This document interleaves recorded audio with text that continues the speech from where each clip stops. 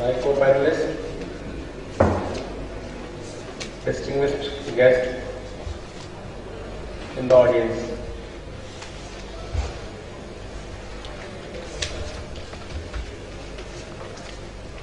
Agarwal sir,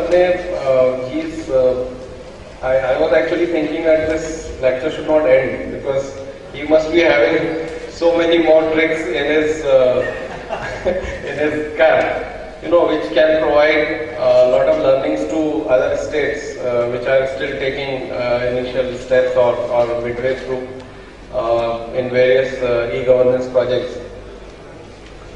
And I can very proudly say that a lot of things which he was elucidating, I'm one of the lucky ones who is actually part of that journey for last 3 years in some of those projects. And if I start talking about many such innovations which we carried out through the journey in terms of initial project implementation as well as further operations phase, it can really go long and long.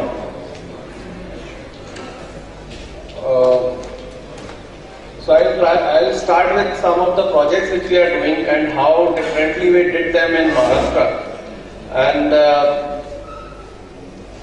and maybe in the end we can draw some conclusions, and some of it will be like my wish list also, that some additional things which could have been done to make it very effective. I'll start with the UIDAI Aadhaar project in Maharashtra. As you can see from the UIDAI website, that Maharashtra is number one as far as number of citizens enrolled in Aadhaar projects are concerned. And most of the districts have now reached more than 80% saturation. Just few districts are left where aggressive enrollments are happening. It might be like, if you just look at the graph, you will see that, okay, Maharashtra is number one, Andhra number two. But what went into making of this number one story is very fascinating. And I would say the bedrock of this success story was innovation, innovation and innovation. And with Agarwal sir's very quick responsiveness and bringing the innovative ideas into execution has made it possible. I can illustrate few examples. When phase 2 ended, phase 1 of Aadhaar ended, and after a few months phase 2 started. That's when there was a lot of pressure on how to enroll citizens. There was so much crowd at the enrollment centers, it was just not possible to run those centers. I can remember Bombay in those days. Every third day you will read in newspapers that operators have been beaten and machines have been destroyed. And there began the innovations part. So first thing was, by coordinating with higher echelons in Aadhaar, Maharashtra is the only state where operating guidelines were changed for doing enrollment. And Agarwal sir was instrumental in getting those things executed. So in this Aadhaar enrollment process, there is a concept of verify. So each and every document has to be verified by a defined set of people, ex-government employees or ex-bank employees. Now that was making this process very complicated to execute at the village level. And this operator is also, it is not that anybody can become an operator and start enrolling. So it is a guy who is exam passed and it is activated in the UID ecosystem. So these were like specialized entities, and bringing them together at the same time on a platform.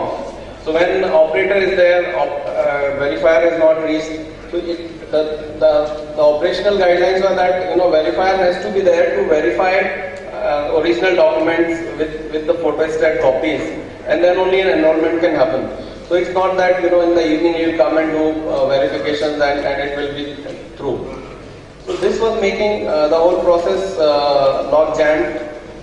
Verifiers were not available. If they were available, they were just their compensations were just 2 rupees for each enrollment. What sir did was that he roped in some auditors from YESDA and created a team, and then wrote to UIDAI that look, if we have a very robust audit mechanism in place, why not these supervisors which are at the camp? And they were already in the phase 1. They were actually the verifiers which were approved by UIDAI. So that was first change which was brought in, and with the help of existing supervisors, we could actually do the verifications. Now, second issue was like in the initial phase when the pressure of DBTL was not so much there. Again, more of governance was actually killing the project. When we were to go to, and that is true with any other state, we have to go to a nodal officer in the district collector's office, and there will be a meeting after 1 month, and that meeting will decide that who will deploy a machine in which part of the district, and all kind of, and then we will be told to go to a Tahsildar, and that will take another few days to decide what locations are there. And suddenly the Tahsildar, under the pressure of some MLA in that area or some Sarpanch over there, he will say, no, send one machine to my location, the other guy will pull him over there. So the main scarce resource, which was like the kit and the operator, they were not being optimally utilized. So the second innovation what sir did was he just issued a blanket, he got a chief secretary's approval and got a order issued across the state that these guys will not require any approval from collector's office. They will be required to just inform collector's office that these are the camp locations and we are doing enrollment. That again decongested the whole process, and many such. So these were 2 enabling provisions, and after that then I went to sir, I said, sir look, Bombay is uncontrollable and we will not be able to do enrollments, because anywhere you put up a machine and there's a violence, because there are 2,000 queue of 2,000 persons and there are just 2 kits there. The capability of 2 kits for enrollment in that particular day is just 100 to 150 enrollments, and 2,000 people with 1 kit. Every day there is to be breaking of kits and a lot of violence and all that. So we came up with a concept called mega camp, and in a mega camp, like in a hall of this size, we put up 30 kits with 30 operators and 30 machines, and we operated those camps. That was the first camp sir personally visited there. We started from 6 o'clock in the morning to 11 at night, and 2 shifts. And then when one such camp was successful, we quickly replicated this across the city. We set up 20 such camps, and within 2 months the whole city was, brought under control. And in this camp we used to enroll something like 5,000 to 8,000 people every day. That really deflated the pressure, and that is how we could do enrollment in Bombay. And then one day he visited to one of those camps, even Ravi was there, that day we were touring around. When he saw the effectiveness of that camp, immediately from there itself he issued instructions that, okay, issue these instructions to other big cities like Nagpur, Pune, and let's have such mega camps in other cities also. So, long and short, what I'm trying to say is, innovating on the fly, and then making it executed, which is so not there in our. Is helping the CSC operators in their business. Yeah, I'll just I'm coming there. So that was my. So that is how now you see the results. The whole state is now in any other states, Aadhaar linked projects are not flying simply because the saturation is not, levels are not there. this is one project. In last 1 year, we have done close to 12 million enrolled Aadhaar generated by my own company in Maharashtra. Now, this Aadhaar ecosystem has really revolutionized e-governance efforts. I'll come to the next project, which is kind of CSC and banking. That is Common BC. We are setting up.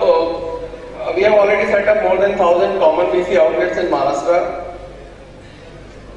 Now, we are just there at the right time. 2 years back, it used to be all offline systems, and a lot of frauds used to happen at BC outlets because they were just offline. There used to be reconciliation with the banks in 2 days. Now, all these bank CVSs are hosted on cloud for the BCs. We initially started setting up these Aadhaar Kendras. Okay, to come to Sir's point, what ecosystem this Aadhaar has created and what kind of capacity building and skill sets with Aadhaar and NPR in these states.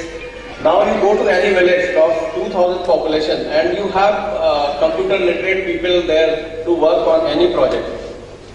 And to explain it further, I was talking to one of the BCs in some village in Hingoli district. I asked him how much money are you earning from lamination and printing of Aadhaar card, and you will be shocked to hear the figure. Again, emphasizes that gentleman in one village or one town of 10,000 population with some 40 villages being served from that place. He is already earning. He is printing 400 Aadhaar cards per week, and his monthly earning is about 50 to 80,000 rupees. He prints and laminates those cards at 50 rupees each. Laminating, printing, downloading, color printing, and he says, "Sir, this population is about 2 lakhs. My target is 1 lakh for 1 year, and I will earn 50 lakhs from this simple venture, which was just not there previously." And I can tell you, even UIDAI confirms that from their server, every day 4 lakh Aadhaar card downloads are happening online.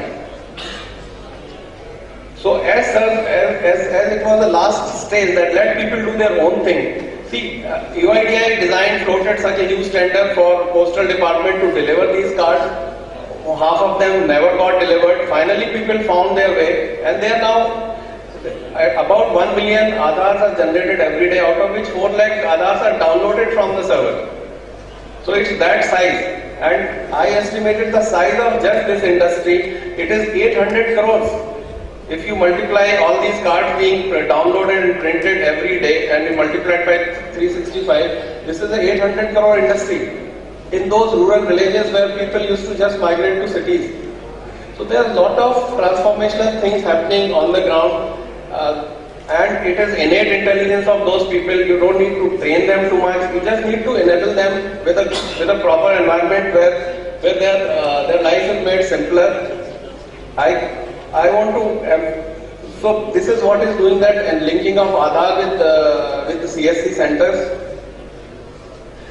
These CSC centers have become Aadhaar updation centers. So people are coming there to update their biometrics or demographics. Again, the operator earns a lot of money from this.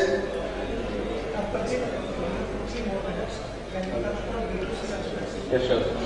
So in these outlets, apart from these government services, what we have done is we have trained them on complete life cycle requirement of financial products in that village. So first is their usual requirement, aspirational requirement, that is loans for withdrawal deposits and loans. Then comes the need of old age pension need, and then some accidental needs like accidents or deaths, and that is insurance. So all these three needs are fulfilled at those centers by micro insurance, NPS Lite product, and a banking withdrawal deposit.